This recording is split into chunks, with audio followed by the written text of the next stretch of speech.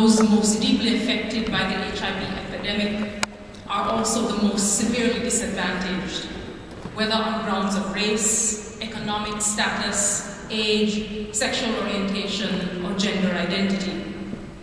It is also a reality that everyone has a common interest in preventing HIV transmission and protecting self and the public. The key question is whether the criminal justice system is the best way to do that.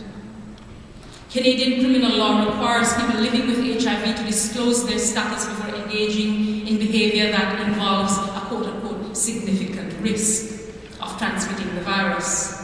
Yet people, as you've heard, have been charged and convicted for not disclosing their status, even though their activity did not pose a significant risk of HIV transmission.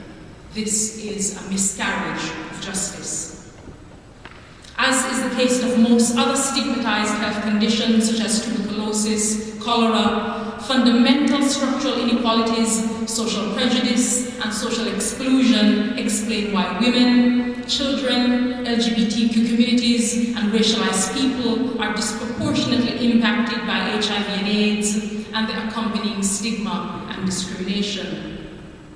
The nearly 3 decades-old global history of the HIV/AIDS epidemic reinforces the well-documented interaction of disease, stigma, and discrimination.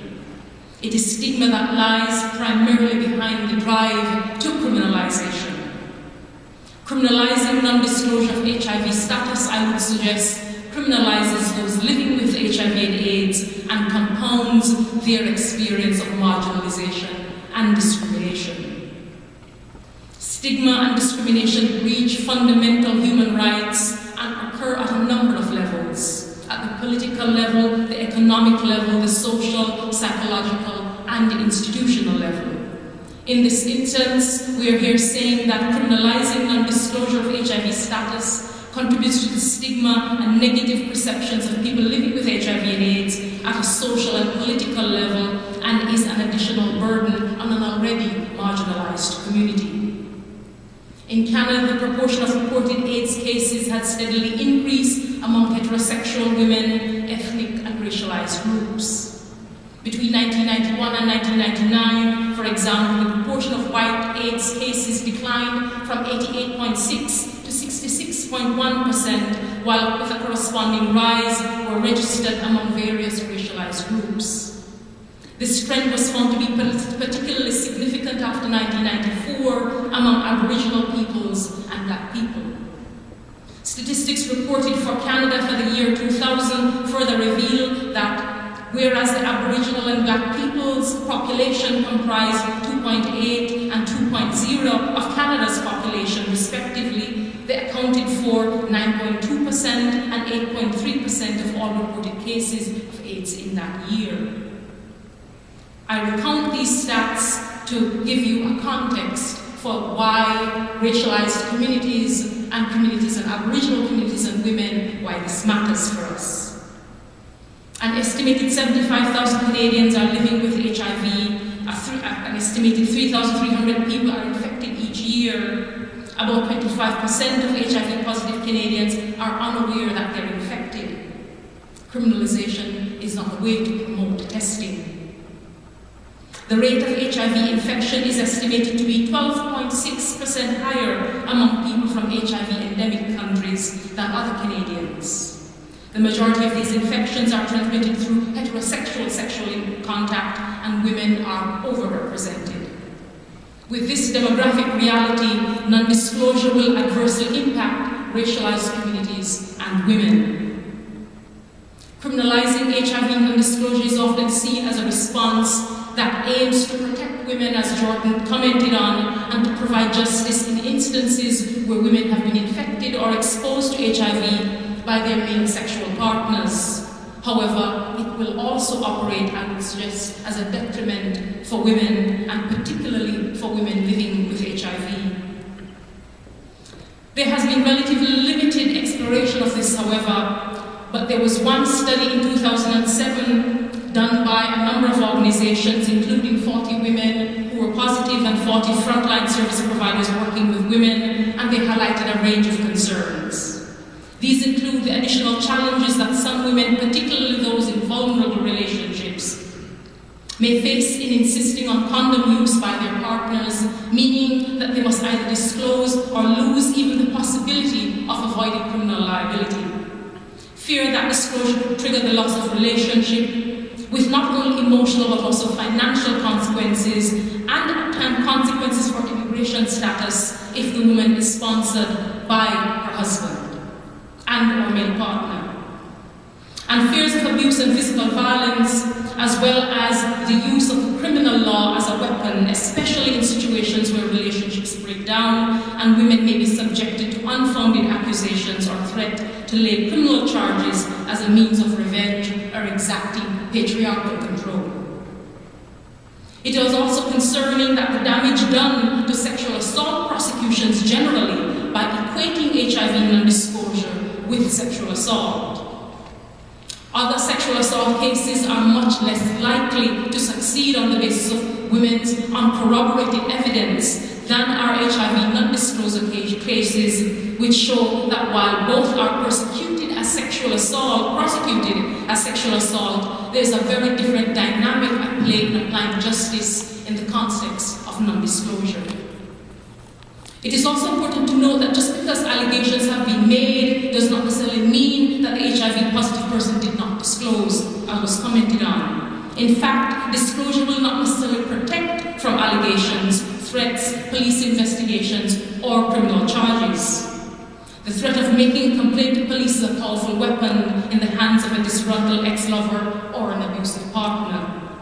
Even if a case does not proceed, the threat or even the threat of an investigation we know can be and has been extremely damaging.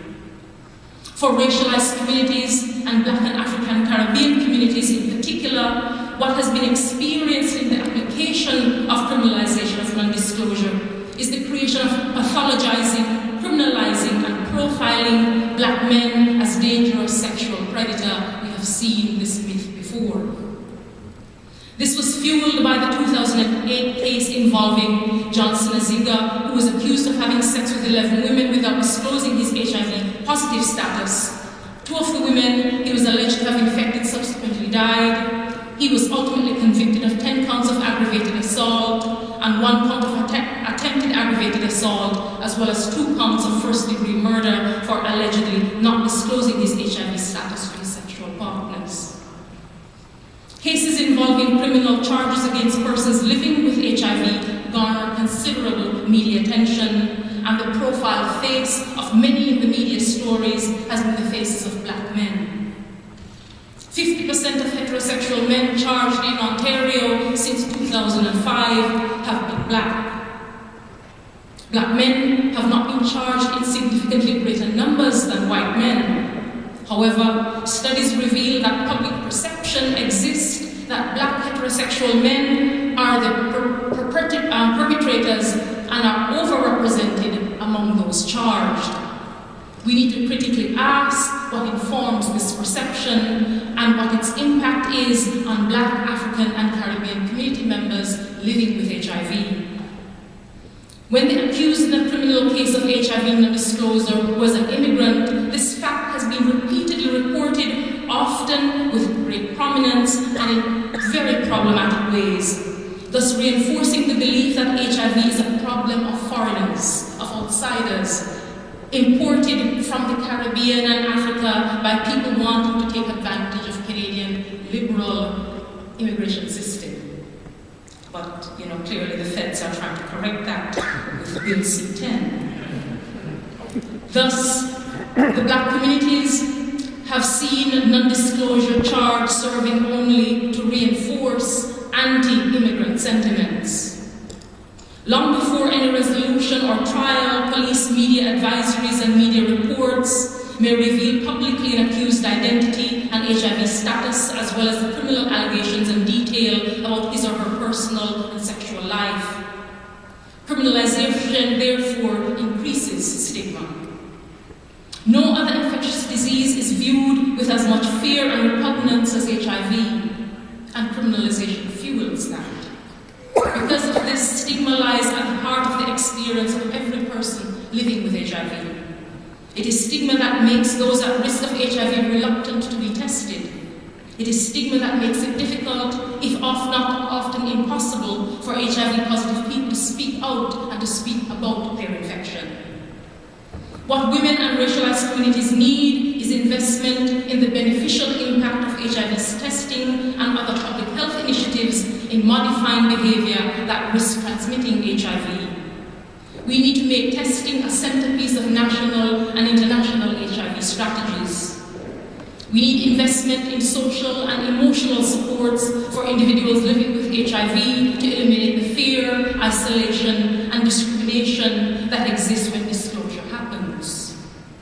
We need this Supreme Court to use this opportunity to reinforce that people living with HIV are not criminals in cases where the threshold of significant risk is not met. We ask that the Supreme Court instruct its lower courts that significant risk must be determined on the basis of the best available scientific evidence, not on assumptions, prejudice, and fear. Finally, we call on the provincial and territorial attorney generals to follow suit and adopt guidelines to limit prosecutions in cases of HIV non-disclosure. These prosecutions are not helpful in putting an end to this epidemic at the radical extension of the criminal law is counterproductive and damaging, and I would say particularly damaging for positive women and individuals in racialized communities. Thank you.